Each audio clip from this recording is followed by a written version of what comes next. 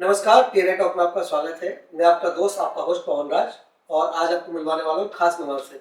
पसमानदा मुस्लिम समाज उत्थान समिति के राष्ट्रीय अध्यक्ष एहसान अब्बासी भाई से। अब्बासी जी, आपका हमारे स्टूडियो में स्वागत है। बहुत बहुत धन्यवाद। जय हिंद, वंदे मातरम, भारत माता की जय। जय हिंद, वंदे मातरम, भारत माता की जय बोल रहे हैं आप, जबकि देखा जाता है मुस्लिम समाज के लोग भारत माता की जय, वंदे मातरम बोलने से कतराते हैं। भारत माता की जय बोलने से कौन कतराता है और कौन नहीं बोलता, ये बड़ा गंभीर विषय है। परंतु मैं जानता हूँ कि एक माँ वो है जो जन्म देती है, गीले में सोती है और सूखे में सुखाती है। एक माँ वो है जो हमें जल देती है, जो हमें अन्न देती है, और जो हमें आखिरी वक्त में अपने विश्वास में सुनाती है। तो दोनों दो माँ है, एक जन्म देने वाली माँ है और एक सदैव सदैव अपने आंचल में, अपनी गोद में, अपने स्नेह से, अपने संस्कार से हमें जीवन देकर और अपने पास बुलाती है। दोनों माँ के लिए मैं जय बोलता हूँ। वो जन्म जननी भी मेरी माँ, उसके लिए भी जय बोलता हूँ। और जो भारत माँ है, दुनिया में एक ऐसा देश है हिंदुस्तान जी, जो मात्र केवल इस धरती माँ की पूजा करता है, इसकी सलामती की दुआ मांगता है, इसको जय बोलता है, इसकी जय हिंद करता है। और मैं सच्चा मुसलमान भारत माता की जय बोलता हूँ और अपनी माँ को भी सलाम करता हूँ।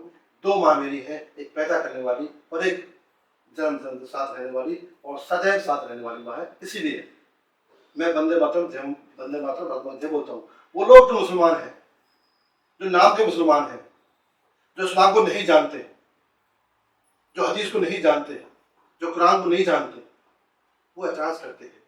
सच्चा पक्का मुसलमान तो भारत माँ की जय बोलने से एतराज कर ही नहीं सकता। उसे पता है कि मेरा शरीर इस माटी से बना है और इस माटी में मिल जाना है, तो जिसमें मिल जाना है उसको सलाम करने की, उसको नमन करने की, उसकी जय बोलने की किसको प्रेज हो सकता है?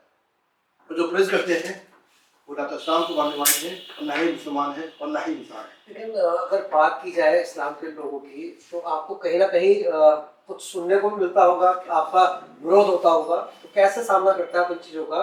क्योंकि आप वंदे मातरम, भारत माता की जय बोलते हैं और वो लोग बोलना पसंद नहीं करते, तो कहीं ना कहीं विरोध भी होता होगा आपका। कैसे करते हैं सामने? पवन जी, बहुत महत्वपूर्ण बात है, आपने बहुत महत्वपूर्ण बात कही है जी, इस्लाम को जानने वाले, कुरान को जानने वाले, नबी सल्लल्लाहु अलैहि वसल्लम को जानने वाले, उन्हें पता है कि जो इंसान बना है, पहला इंसान बना है जी, वो माटी से बना है। और इस माटी के पुतले को नमन करने के लिए, सजदा करने के लिए खुद खुदा ने बोला था अपने फरिश्तों से, ऐ फरिश्तों, मैंने पुतला बनाया है, ये माटी का पुतला है, आप इसको सजदा करो। सजदा मतलब नमन करना, झुक जाना, धराशायी हो जाना, सलाम करना। जब मेरे खुदा ने बोला है इस माटी के पुतले को, इस माटी को नमन करने के लिए, तो कौन से मुसलमान बने हुए हैं, कौन से इस्लाम माने हुए हैं तो खुदा की बात को नहीं मानते? आदम अलैहिस्सलाम को, जो हमारे पहले नबी हैं, उनको सजदा करने के लिए बोला गया। अल्लाह ने बोला गया, मिट्टी से बनाया पुतला था, जब रूह डाली तो इंसान पैदा बन गया। तो जब अल्लाह ताला ने अपने फरिश्तों से सजदा कराया इस माटी के पुतले को, तो मुझे इस माटी से सलाम करने में, नमस्ते करने में, सजदा करने में, तराशा करने में क्या आपत्ति है? वो जो नहीं करते मुसलमान नहीं हो सकते। अच्छा, क्या वजह है कि आज मोदी योगी के राज में मुस्लिम लोग अपने आप को असुरक्षित महसूस करते हैं? डर सा रहता है उनके दिल में कि पता नहीं क्या होगा, ऐसा क्यों? हाँ, वो कुछ लोग ऐसे हैं जो राजनीतिक हनक चाहते हैं, जी, जो राजनीतिक सत्ता में अपना वर्चस्व चाहते हैं। जी, वो शाम को पीछे रखते हैं, अपनी ताकत को, अपनी पावर को आगे रखते हैं और वो मुसलमानों को बहकाते हैं, पगलाते हैं कि भाजपा आ जाएगी तो आपकी नमाज पूरी बंद हो जाएगी, भाजपा आ जाएगी तो आपकी मस्जिदें छिन जाएंगी, भाजपा आ जाएगी तो खान पीन को रोक लग जाएगी। क्या इन 10 वर्षों में क्या मुसलमानों को खाने पीने को रोक लगेगी? क्या मस्जिदों पर ताले लगे? क्या मदरसों को बंद कराएगा? ये कांग्रेस का और सपा का, बसपा का ये षड्यंत्र था। 70 वर्ष तक वोट लेते थे लेकिन इस समाज को उत्थान नहीं किया। रक्षा मंत्री रहे, शिक्षा मंत्री रहे मुसलमान, उपराष्ट्रपति रहे, उपराष्ट्रपति रहे, जी, राष्ट्रपति रहे, परंतु इस मुसलमान की, जो देश का मुसलमान है, जो कन्वर्ट मुसलमान है, जो देश का नागरिक है, जो हिंदू से कन्वर्ट हुआ है, आज उसकी जो दशा है और दिशा है वो दयनीय स्थिति बनाए रखी। वोट लेते रहे, न शिक्षा का स्तर दिया, न रोजगार का स्तर दिया और न ही कोई समाज में वर्चस्व बना। केवल कोई वोट लेकर इस कांग्रेसियों ने बहकाते रहे, वोट लेते रहे और डर दिखाते रहे। ये क्या भारत सकते हैं, सरकार शोषण करने का काम किया, उनके विकास के लिए कोई काम नहीं किया। शोषण तो छोटा शब्द है, हमें भीख मांगने पर मजबूर कर दिया, ठेली रेडी लगाने पर मजबूर कर दिया, हमें एक जून की रोटी कमाने पर मजबूर कर दिया, शिक्षा छीन ली गई, कलम छीन ली गई और केवल केवल वोट बैंक बनाकर इस्तेमाल करते रहे। आज मुसलमान बदल गया है और मोदी योगी राज में मुसलमान के हाथ में आज कलम भी आई है, रोजगार भी आया है, योजना मिल रही है। आज देखो उत्तर प्रदेश में रहने वाले हैं, मैं समाज से आता हूँ जो पिछड़ा है, जो पसमंदा समाज है, जो गरीबी रेखा से गुजरता। सच्चा साहब की रिपोर्ट है 2005 की कि दयनीय स्थिति है मुसलमान के देश में है, अगर नहीं संभाला गया तो ये सब जातियां लुप्त हो जाएंगी, यानी कि खत्म हो जाएंगी। अब मोदी जी आए, जनरल खाते 92%, आयुष्मान कार्ड 50%, आयुष्मान कार्ड 50%, किसान सम्मान निधि 35%, शौचालय 99%। हमारी बहन बेटियों के पास शौचालय नहीं थे जब गाँव में, हम गाँव में रहने वाले थे। सुबह भोर में हमारी माताएं बहन बेटियां शौच करने जाती थी जी, और पूरे दिन शौच रोक कर रहती थी, इतनी बीमारी होती थी। शाम को भोर फिर अंधेरे होते फिर निकलती थी। मैंने दस देखा है जब रोड पर लाइट गाड़ी पड़ती थी तो बेचारी खड़ी होती थी जी, तो वो तंज झेला है समाज ने, उस तंज को खत्म करने के लिए जी, मोदी जी ने अपना एक ऐसा दरवाजा खोला है मेरे समाज के लिए, जब पढ़े लिखा है, आज जज बनना है, आज आईएएस बना है, आज अधिकारी बना है, आज उद्योग में लगा हुआ है। और मोदी योगी जी ने उत्तर प्रदेश में जो कहते थे कि योगी जी मुसलमान के दुश्मन है, वन डिस्ट्रिक्ट वन प्रोडक्ट, यानी जिस शहर का प्रोडक्ट हो उस शहर को उन्हें एक जिले का एक प्रोडक्ट हो और उसको उसको विकास के लिए दिन रात काम किया जाए। तो सारा का सारा मुसलमान जो उत्तर प्रदेश में, चाहे वो बनारस हो, चाहे वो आगरा हो, चाहे वो लखनऊ हो, चाहे वो अलीगढ़ हो, चाहे मुरादाबाद हो, चाहे मेरठ हो, चाहे बरेली हो, ये वो प्रोडक्ट, ये वो शहर है जहाँ पर मुस्लिम बहुत आबादी है और हाथ के दस्तकार है। यहाँ पर पीतल की नगरी है तो मुरादाबाद है, सारे के सारे कारीगर मुसलमान है। जी, बरेली में जाओ तो वहाँ के जो कुंदन है वादी की है और जो वहाँ की मोती माला है मुसलमान होता है। आगरे में जाओ तो चमड़े काम होता है, कानपुर में जाओ तो चमड़े काम होता है, जैकेट हो, जूता हो, बेल्ट हो, पर्स हो, सारे मुस्लिम कारीगर है। तो योगी जी ने तो दिल खोला है।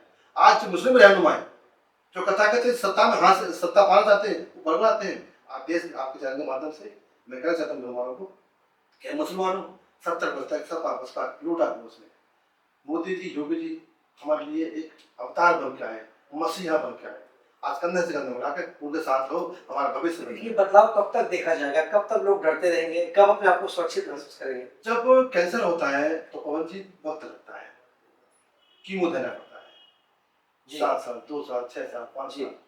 तो ये बीमारी कैंसर था जो कांग्रेस ने हमें में डाल दिया था जी, दर का कैंसर निकलने में टाइम लगेगा। हाँ, उसमें टाइम लगेगा और निकल रहा है, 5 साल से निकल रहा है कि मोदी जी जो कीमो दे रहे हैं, कीमो मतलब जो योजना दे रहे हैं, कीमो इलाज कर रहे हैं और आपका विकास भी कर रहे हैं। हाँ, हमारा उत्थान भी कर रहे हैं, विकास भी कर रहे हैं और हमारी बहन बेटियों को एक पैदान दिया है, हमारे युवाओं के लिए रोजगार दे रहे हैं, चाहे वो शिक्षा के माध्यम हो, चाहे लघु उद्योग के माध्यम से हो, चाहे एमएसएमई के माध्यम से हो। आज मुसलमान के लिए रास्ता खुले है, तो ये युग बदलेगा और बदलने वाला है। मैं फिर कह रहा हूँ कि जो मुस्लिम समाज का जो गरीब तबका है आज वो समझ गया है कि हमारा हितैषी कौन है और दुश्मन कौन है। तो बात करें ट्रिपल तलाक की, उसका भी बहुत विरोध किया उन्होंने, जबकि तो हित में था। हाँ, बिल्कुल ठीक बात है। ये मुद्दा मोदी जी ने मुस्लिम समाज की बेटियों के लिए उन्होंने तंज देखा कि 3 बार तलाक कहकर एक बेटी का घर टूट जाता था जी, उस बाद कैसे अपना घर पाले। माँ बाप कितने अमीर हैं, कितने धनवान हैं या कितने गरीब हैं, वो बोझ बन जाती थी। बेटियां बोझ ना बने, बेटियां प्रताड़ित ना हो, बेटियां दर्द की ठोकर ना खाएं, इसीलिए उस कानून बदलाव को लाया गया। और सही कानून तो तलाक ये है, इस्लाम में हदीसों में जिक्र है कि मुसलमानों अगर आपको तलाक देना है तो पहले परिवार से बात करो, 1 महीने का समय दो, फिर रिश्तेदारों से बात करो, 1 महीने का समय दो, जब ना बात बने तब जाकर तलाक दो, यानी 3 महीने में तलाक देना है जी। और उसकी प्रक्रिया यह है पहले कि आप समझाना है कि बोलचाल बंद करनी है, परिवार से रिश्तेदारों से बात करनी है, एक सिस्टम से फॉलो करके उसको तलाक का प्रक्रिया होती है। मोदी जी ने उसी को बढ़कर, उसी को देखकर हमारे दीन की तरह कानून को लागू किया है। और समाज क्यों विरोध कर रहा है? क्योंकि जो कथाकथित लोग हैं, हमारे समाज में भी लोग हैं ना, जी जो दाढ़ी रखे हुए, टोपी लगा के हैं, जी, जो माला भी पहनते हैं, ऐसी माला भी लेते हैं। तस्वीर लेके बैठे रहते हैं हाथों हाँ। में। जी हाँ, तस्वीर तो हाथ में है, कलाम तो हाथ अल्लाह का हाथ में है, दिल में तो बेईमानी है ना। जी, कैसे इसको मैं परेशान करूं, कैसे मैं इसका मिसयूज करूं, कैसे मैं गुमराह करूं? तो बीच में मुट्ठी भर लोग हैं, उन लोगों ने इस्लाम को बदनाम किया, गुमराह कर समाज को गुमराह किया और अपनी सत्ता के लिए, अपनी हनक के लिए, अपने वर्चस्व के लिए, धन कमाने के लिए और समाज को गुमराह किया। ये सच्चाई है। बात करें हिजाब की, बड़ा जोर रहता है हिजाब के लिए, जबकि बाहर दूसरे देशों में देखा जाए, मुस्लिम कंट्री में देखा जाए तो इतना नहीं दबाव डाला जाता है हिजाब के लिए, तो यहाँ इतना क्यों है? तो हाँ, हिजाब और घूंघट, जी हाँ, एक ही प्रथा है बिल्कुल। हम हिंदुस्तान के लोग हैं। घूंघट हमारी, चाहे हिंदू बहनों हो, चाहे सिख बहनों हो, चाहे हमारी मुस्लिम समाज की बेटी बहनों हो, पर्दा संस्कृति है हमारी, ये हिंदुस्तान का संस्कार है। तो पर्दा एक हमारा प्रबधान वस्त्र है जो हम उसका इस्तेमाल करते हैं। जी लेकिन उसको हम राजनीति के लिए, धर्म के लिए या फिर कहीं ना कहीं अपने वर्चस्व के लिए इस्तेमाल करें तो वो गलत है। मुसलमानों ने केवल पहनावे को इस्लाम से जुड़ा है। मैंने गले में ये स्टोन डाला हुआ है, ये मेरा पहनावा है जी ये पार्ट ऑफ इस्लाम नहीं है। जी, पर्दा संस्कृति का हिस्सा है, संस्कार का हिस्सा है, धर्म का पार्ट नहीं है। ये सामाजिक ताने का हिस्सा है। तो मुसलमानों ने हर चीज को इस्लाम से जोड़ लिया और इस्लाम को मानते भी तो नहीं ना वो। और इस्लाम को माना होता तो जगह जगह विवाद जो हो रहे हैं पर्दे को लेकर, हिजाब को लेकर, उसे खंडन करते हैं। हमारी बहन बेटियां शादी ब्याहों में, घरों में पर्दा करें, हिजाब पहने, किसे रोका है? एक बेटी अफसर बनेगी, जज बनेगी, पायलट बनेगी, डॉक्टर बनेगी, स्कूल जाएगी, कॉलेज जाएगी, वो कैसे हिजाब में रहेगी? बिल्कुल। क्यों उसके पर को काट रहे हो? बेटियां तो ऐसा धन है कि साथ रहेगी तो भी मोहब्बत करेगी और दूसरे घर जाएगी तो भी मोहब्बत करेगी। दो घर को जोड़ने वाली बेटी होती है। आज बेटियों के ऊपर वो लगाम लगाते हैं, आज बेटियों को वो कैद में रखते हैं और ये इस्लाम नहीं कहता। इन मुल्ला मौलवियों ने इस्लाम को गलत बताया गया है, मिसकोट किया गया है, मिसयूज किया गया लेकिन वो तो हवाला हदीसों का कुरान का देके कहते हैं कि ये लिखा हुआ है और इस पे ही चलना पड़ेगा। मुझे कोई भी आपके चैनल के माध्यम से ये ब्रॉडकास्ट लोग देखेंगे, मैं चाहूंगा कि कमेंट्स बॉक्स में जरूर लिखें मुसलमान जो देखें इसको कि हिजाब का क्या मकसद था और क्यों पहना गया और क्या इसका उद्देश्य था। कोई नहीं बता रहा है। पर्दा आंखों का होता है सर, शर्म के लिए होता है कैसे? बिल्कुल। लिहाज का होता है सर। ये हमारे हिंदुस्तान कल्चर है, ये अरब कंट्री कल्चर नहीं है। अरब में भी आज देखो, जाकर दुबई में जाकर देखो, ईरान में जाकर देखो, तुर्की में जाकर देखो, पर्दा कहाँ है?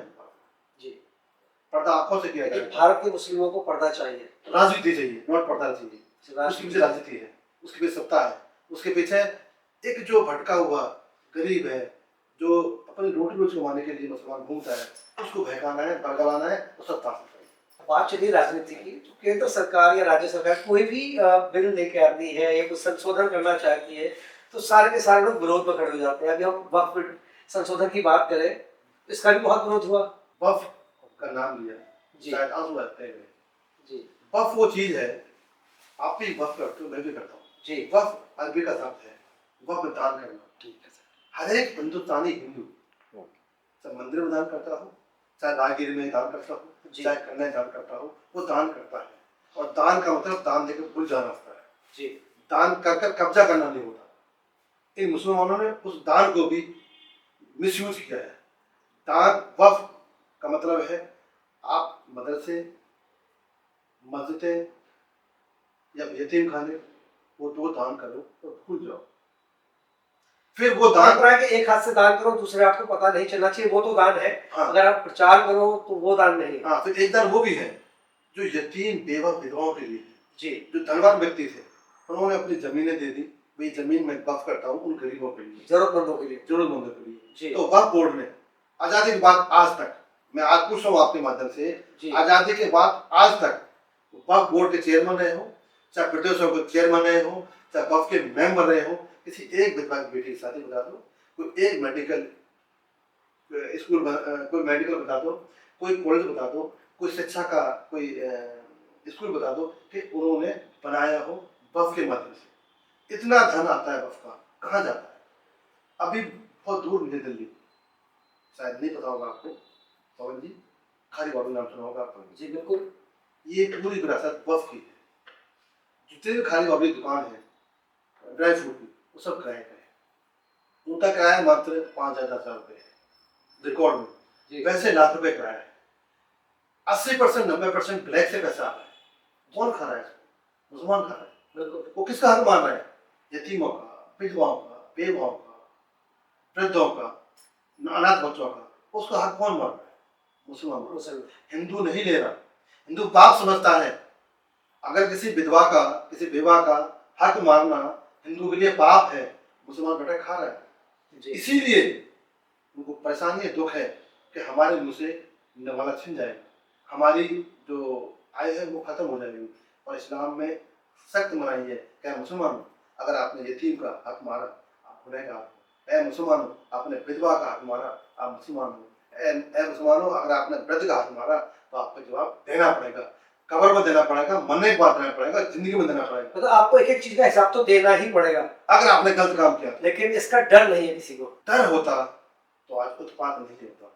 इस्लाम को जानने वाले होते तो आज सड़कों पर उत्पात नहीं मचा जाता। अगर आप इस्लाम का डर होता, अल्लाह का डर होता, नबी का डर होता, तो आप वक्फ कानून को विरोध नहीं करते। आप कहते कि नहीं, संशोधन होना चाहिए और जो जिसका हक है उसको हक मिलना चाहिए। गरीब को मिलना चाहिए, यतीम को मिलना चाहिए, विधवा को मिलना चाहिए, छोटे बच्चों को हक मिलना चाहिए, जो हमारे समाज का अधिकार है। कहीं मैं जाओ निजामुद्दीन रखा है, बहुत दूर नहीं जी, उसके दरबार लाखों चढ़ावा आता है जी। उसके दरबार पर कौन किस समाज को रखा है? उसे समाज को रखा है। जो बाबा के दरबार में लाखों रुपए चढ़ावे के आते हैं, उसी दरबार में उसी समाज का विधवा, विकलांग, वृद्ध भीख मांग रहे हैं। शर्म आनी चाहिए मुसलमानों, शर्म आनी चाहिए उन गद्दारीसियों को, शर्म आनी चाहिए उन उलमाओं को जो वक्फ का विरोध करते हैं, जो जो अपने बच्चों का, अपने समाज के बेटियों को हक मारते हैं। दुख होता है, पीड़ा होती है, नहीं होना चाहिए। लेकिन मुसलमान समाज को समझ आना चाहिए, नहीं तो मुसलमानों आप खत्म हो जाओगे। किसी ने गरीब का हक मारा, विधवा का हक मारा, यतीम का हक मारोगे तो आप खत्म हो जाओगे। आज नहीं तो कल आपके सामने आएगा। अब एक नई चीज और देखने को मिल रही है, आईना मोहम्मद। क्या जरूरत पड़ गई, क्योंकि मोहम्मद साहब तो आपके दिलों में है, तो फिर ये प्रचार प्रसार और ये सारी चीजें किस लिए?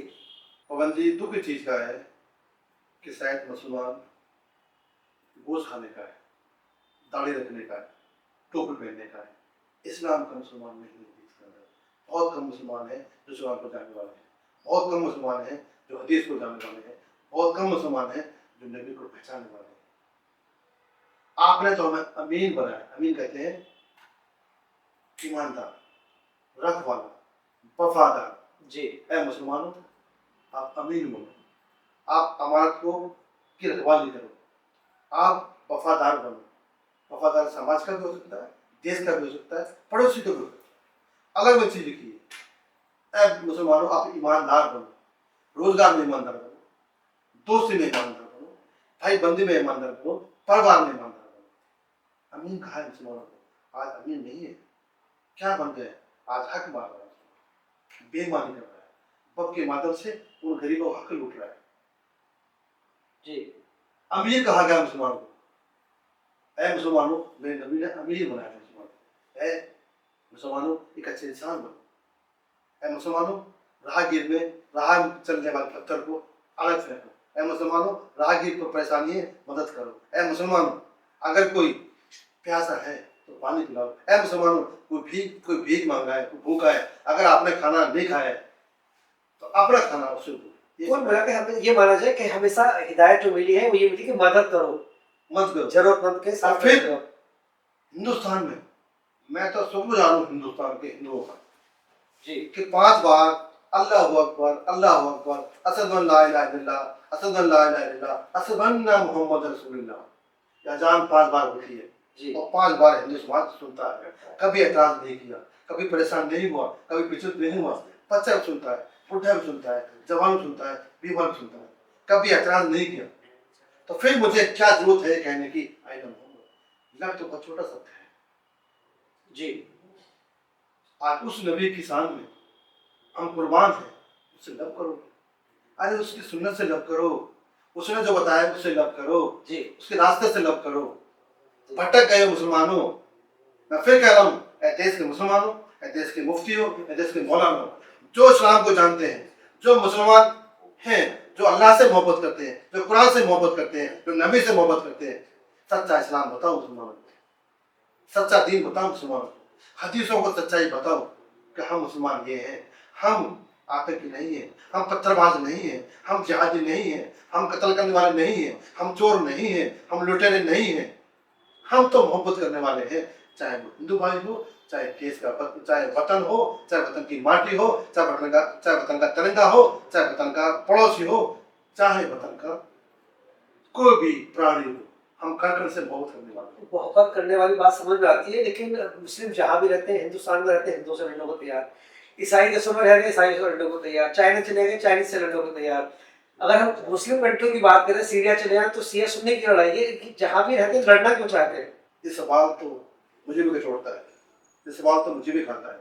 जब मैं टोपी कहीं पहनता हूँ, शांति से रहने को तैयार नहीं। हाँ जब मैं टोपी पहनता हूँ, जो जी। सवाल मुझे आपने किया है, जी। बहुत सवाल करते हैं, कहते मुसलमान हो, आप कहते हो कि आप मोहब्बत रखने वाले हो, तो क्या जो कतरा हो रहा है मोहब्बत है?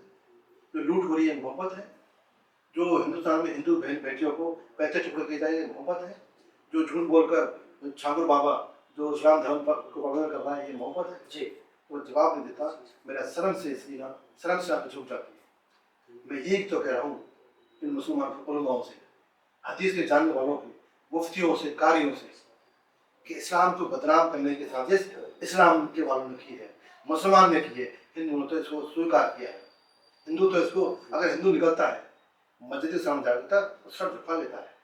बिल्कुल सजदा करके अब। अगर सिख निकलता है, कोई मस्जिद आ जाए तो सलाम करता है। लेकिन आपकी नज़रों में सारे काफिर हैं, चाहे वो ईसाई हो या कोई किसी भी देश के लोग हो, और उनको बस मार काटो ऐसा पढ़ाया जाता है, तो गलत मार्गदर्शन दिया जाता है। यही दुख है, ये सवाल होता है, और शायद नींद भी आती है। मैं चाहता हूँ कि ये जो तंज है तो मेरे माथे पर लगा हुआ है, मुसलमान हूँ मैं, इससे छूटा नहीं हूँ जी। ये कैसे छुड़ेगा?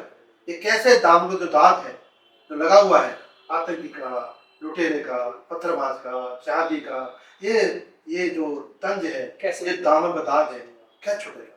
कौन आगे आएगा? अवतार नहीं आएगा, नबी नहीं आएगा। ऐसे ऐसे लोग भी जो कहते हैं 15 मिनट के लिए पुलिस हटा दो फिर हम बताएंगे। 15 मिनट वाले भी हैं, 15 सेकंड वाले भी हैं, और उनके भाई भी हैं, भतीजे भी हैं, वरिष्ठ भी हैं, पढ़े लिखे भी हैं, इस्लाम के जानने वाले भी हैं। तो जब ऐसी बातें बोलते हैं तो मेरा गरीब समाज जो मुसलमान समाज है वो बहक जाता है, भड़क जाता है।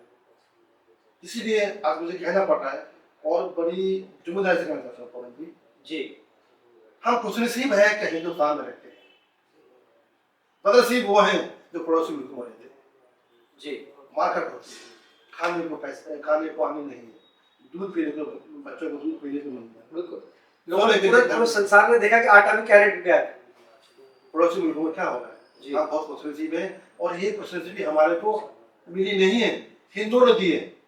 अगर हिंदू बंटवारे में, मैं बड़ी बात कर रहा हूँ, रिपोर्ट करना है इसको। जी बिल्कुल, अगर हिंदू बंटवारे में हमारा कान नहीं सुधरता, मेरे दादा का हाथ नहीं पकड़ता, मेरे पिताजी को ले जाता, तो आपके सामने बैठा, आप कहीं पाकिस्तान में जाकर या तो फेरी चला रहा होता, या फिर कहीं कहीं ना कहीं माटी में पड़ा होता, ठीक ना। ये हिंदुओं का ही देन है, ये हिंदुओं की उदारता है जो हमें सहारा दिया, हमें रोजगार दिया, हमें कांधे से लगाकर ये कहा क्या भी हमारे भाइयों जो जाने वाले हैं वो हमारे नहीं है, आप हमारे साथ हैं। मेरे दादा ने, मेरे पिताजी ने ये स्वीकार किया, आज मैं बैठा हूँ, मैं शुक्रगुजार हूँ हिंदू भाइयों का भी, मेरे देश के समाज का भी, कि मेरे दादा को, मेरे पिताजी को अपने साथ रखा और आज मुझे यहाँ बैठा दिया है। मैं सदैव अपने जीवन में ये कहता रहूँगा कि मैं मरूँ तो इस मेरी माटी में ही दफन हूँ, मैं बाहर ना जाऊँ। अब यूनिफॉर्म सिविल कोड का विरोध हुआ। ऐ मुसलमान हो, आप जज बनना चाहते हो, हिंदू जज है तो आप भी जज बनना चाहते हो। ऐ मुसलमान हो, आप डॉक्टर भी बनना चाहते हो, और हिंदू डॉक्टर तो आप हिंदू डॉक्टर बनना चाहते हो। आप नेता बनना चाहते हो तो हिंदू नेता है, नेता बनना चाहते हो, आप हर चीज समान चाहते हो, आप नेता समान बनना चाहते हो, आप डॉक्टर समान बनना चाहते हो, आप अधिकारी समान बनना चाहते हो, आप नेता समान बनना चाहते हो जी आप रोजगार समान बनना चाहते हो, तो फिर समान कानून क्यों नहीं चाहिए? सर, विरोध क्यों? फिर विरोध क्यों? जब हर चीज में समानता चाहते हो, हर चीज में भागीदारी चाहते हो, हर चीज में अपना हक चाहते हो, तो फिर देश का कानून एक हो, स्वीकार क्यों नहीं है? ये जो मापदंड है, ये वही चेहरा है जो देश को ताने बाने में तोड़ना चाहता है, ये वही चेहरा है जो देश को भाईचारे में तोड़ना चाहता है, ये वही चेहरा है जो समाज से प्यार नहीं करता, ये वही चेहरा है जो वंदे मातरम नहीं बोलता, ये वही चेहरा है जो भारत माता जय नहीं बोलता। और मैं उनका विरोध करता हूँ। जो यीशु से विरोध करेगा वो देश का विरोध करेगा, जो यीशु से विरोध करेगा वो हिंदू का विरोध करेगा, जो यीशु से विरोध करेगा वो मेरे समाज का विरोध करेगा। हमें एक समान कानून चाहिए, हमें एक समान व्यापार भी चाहिए, व्यवहार भी चाहिए और अधिकार भी चाहिए। तो एनआरसी के बारे में क्या कहेंगे? एनआरसी तो उनके लिए था जो देश में घुसपैठ करके आ गए, देश में बंटवारा हुआ, पाकिस्तान बना, पाकिस्तान की जगह बांग्लादेश बना, बर्मा बना, म्यांमार बना, मुस्लिम देश बने। तो मुस्लिम देशों से इस हिंदुस्तान के नक्शे में, इस हिंदुस्तान की जमीन पर जी क्यों मुसलमान आए? मेरा हक क्यों खाए मेरे समाज का, मेरे देश के मुसलमानों का हक क्यों खाए? समाज हिंदुस्तान की सरकार ने, मोदी जी ने, और मैं बड़ी दुनिया से कहता हूँ कि सदियों बाद ऐसे नहीं कहा आई लव मोदी जी। जी मैं दिल से कह रहा हूँ, ऐसा नहीं कि मैं आपके इसके माध्यम से कह रहा हूँ, आई लव मोदी जी। मेरे जीवन में ऐसा नेता नहीं देखा, शायद ऐसा नेता आएगा नहीं, ये गर्व की बात है, आना चाहिए, परंतु मुझे नहीं लगता ऐसा तपस्वी, राष्ट्रभक्त, समाज भक्त, संस्कृति से ओतप्रोत, धर्म के चोला का पहनकर इस देश की बात बोल संभालने वाला व्यक्ति जिसका नाम नरेंद्र मोदी है, लंबी आयु हो, ऐसा नेता नहीं है। अच्छा अब्बासी जी, आप पसमानदा समाज से आते हैं, हम और हमारे दर्शक जानना चाहेंगे कि पसमानदा शब्द और इसके बारे में थोड़ा सा खुल के बताएं। पसमानदा शब्द अरबी का लफ्ज है, जी फारसी का लफ्ज है। जी बाबा कबीर ने, बाबा कबीरदास लोग जानते होंगे, जी बिल्कुल 17वीं ईस्वी में एक सभी समाज के लिए, उसमें फारसी चलती थी, संस्कृति नहीं होती थी, फारसी उर्दू का चर्चा चलन था, मुगल शासन था जी तो फारसी और उर्दू का चलन था।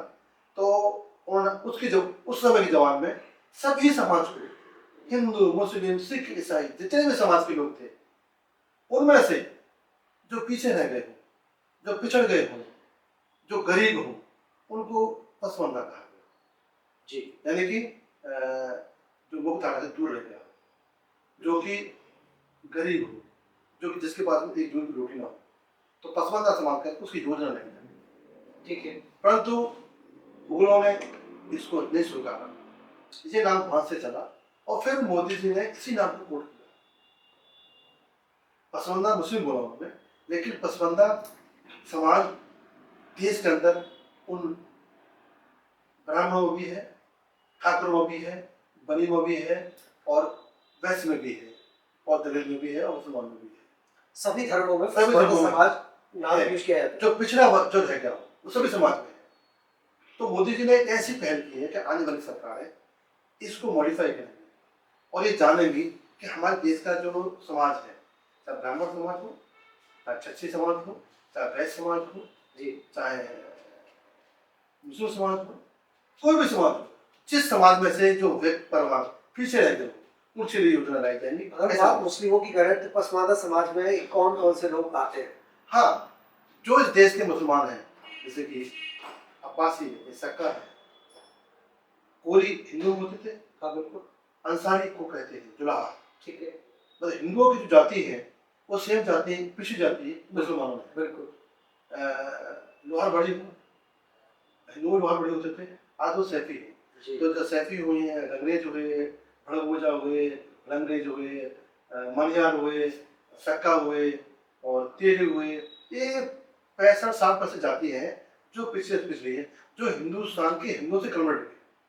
ये पसमानदा है। तो आप कह रहे हैं 65% लोग हैं ये लोग जो कन्वर्ट हुए थे, और ये सारे के सारे पसमानदा समाज में 70% लोग हैं जो भी पसमानदा समाज में आते हाँ, और जो सिया सैयद मुगल पठान, ये पसमानदा नहीं।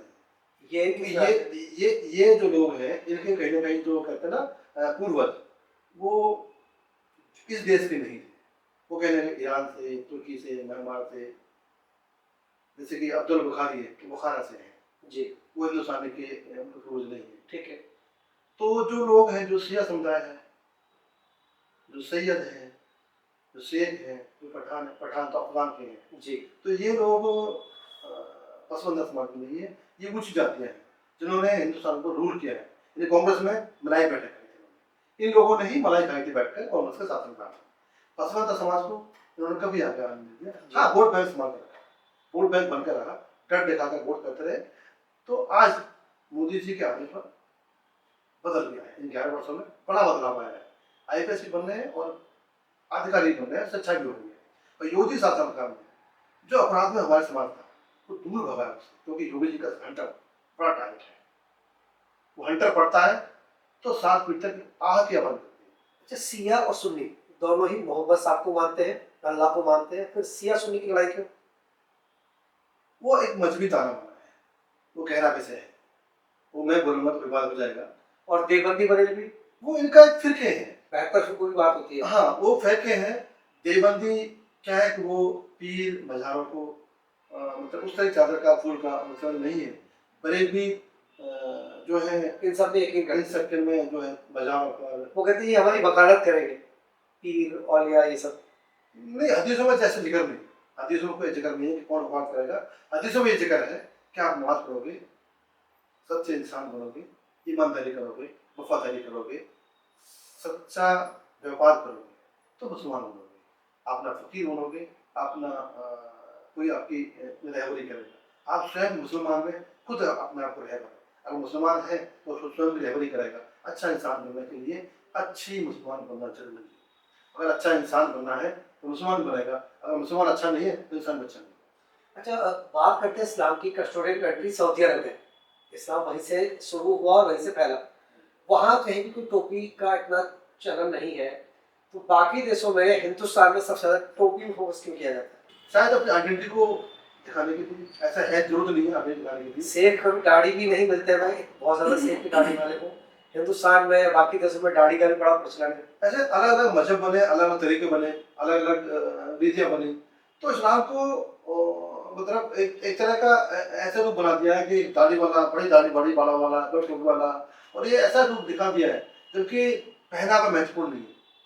या फिर अखलाक और उस चीजें की। आपकी ईमानदारी, आपकी वफादारी, मैं बार बार कहता हूँ कि मुस्लिम में 2 पहचान है, ईमानदारी, वफादारी। ईमानदारी में सब कुछ आ गया, वफादारी में सब कुछ आ गया। वफादारी केस से भी है, पड़ोसी से भी है, कारोबार से भी है, परिवार से भी है, तो सब चीज़ आती है। ईमानदारी नौकरी से भी है, काम से भी है, पहचान से भी है, और अपने चलन से भी है। तो वफादारी और ईमानदारी अगर हर इंसान के अंदर है तो अच्छा इंसान है। अगर वफादारी और ईमानदारी इंसान में है तो अच्छा मुसलमान भी है। वफादारी, ईमानदारी जी अगर अच्छा इंसान में है तो अच्छा हिंदू भी है। वफादारी और ईमानदारी अच्छा इंसान में है तो अच्छा सिख भी है। तो ये 2 चीजें बहुत जरूरी है। 2 पहिए हैं, इन 2 पहियों में से एक पहिया नहीं है तो ना तो अच्छा वो हिंदू है, ना अच्छा वो मुसलमान है, ना अच्छा वो सिख है। ये इस्लाम ने सिखाया। और यही हम कहते हैं कि ऐ मुसलमान, अब ईमानदार बनो, ऐ मुसलमान वफादार बनो। देश से वफादारी करो, पड़ोसी से वफादारी करो, और हिंदू भाइयों से जिन्होंने हमें आसरा दिया, सराह दी, पनाह दी, प्यार दिया, मोहब्बत दिया, जबकि रोटी खाने के लिए अनाज नहीं था, अपनी कोठरियां खोल दी। गाँव में कहते कोठरी, कोठरी खोल दी उन्होंने। ले जाओ मुसलमानों, ये देश का विपदा आई है, हम तुम्हारे साथ हैं, आप भोजन खाओ, दे देना बात। समाज को क्या मैसेज देना चाहेंगे आप?